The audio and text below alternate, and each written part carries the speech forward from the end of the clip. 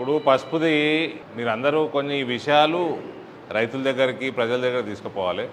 Import దిగుమతులు 50% తగ్గించినాం గత 3-4 ఏళ్ళల్లో.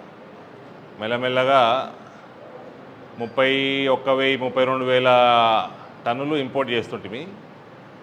ఇప్పుడు 16,000 పడ్డది. సో సగం పడ్డది.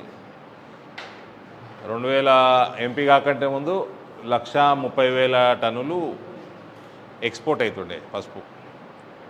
అది ఇప్పుడు 170,000 దాకా పెరిగింది. సో దిగుమతి 50% తగ్గింది, ఎగుమతులు సుమారు 30% పెరిగినాయి. అది ఇది రెండు కలిపితే ఎక్కువ డిఫరెన్స్ 25 నుంచి 30% డిఫరెన్స్ అయింది. ఈ డిఫరెన్స్లోనే మనకి డిమాండ్ ఎట్లా పెరిగింది చూడండి, దాన్ని బట్టి రేట్లు ఎట్లయినాయి చూడండి. పోయిన 2 సంవత్సరాలు కూడా పసుపు అంతా మురిగిపోయింది. సో మనకి ఇంపాక్ట్ తెలియలే. ఖరాబ్ అయిన పసుపు ధర ఎట్లా రాదు మనకు. మంచిగున్న పసుపు 9,000 అట్లా వచ్చినట్టున్నాయి, 8,000-9,000 వచ్చినట్టున్నాయి.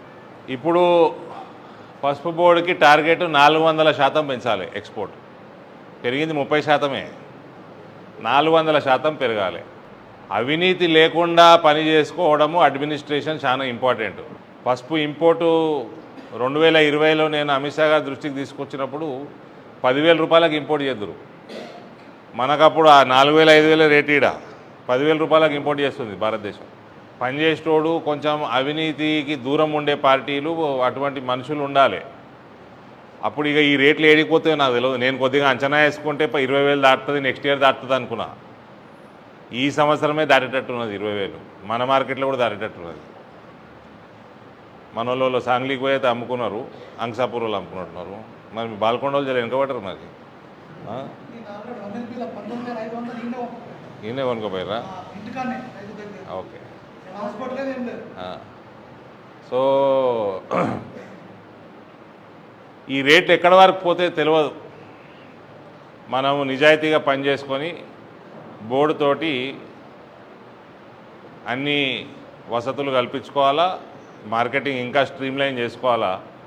చేసుకుంటే ఎక్కడ దాకా రేట్లు పోతాయో అది కూడా అంచనా వేసుడు. ఇప్పుడే ఈ ఎలక్షన్లు అయినాక 2-3 నెలలు కూర్చుంటే ఏమైనా ఐడియా వస్తుండొచ్చు. ప్రొజెక్షన్స్ మీద కూర్చోవాలి. 2030 వరకు 1600-1700 కోట్ల ఎగుమతులు ఏదైతే అవుతున్నాయో దాన్ని 6,400 కోట్లకి పెంచాలన్నది బోర్డుకి ఇచ్చిన టార్గెట్.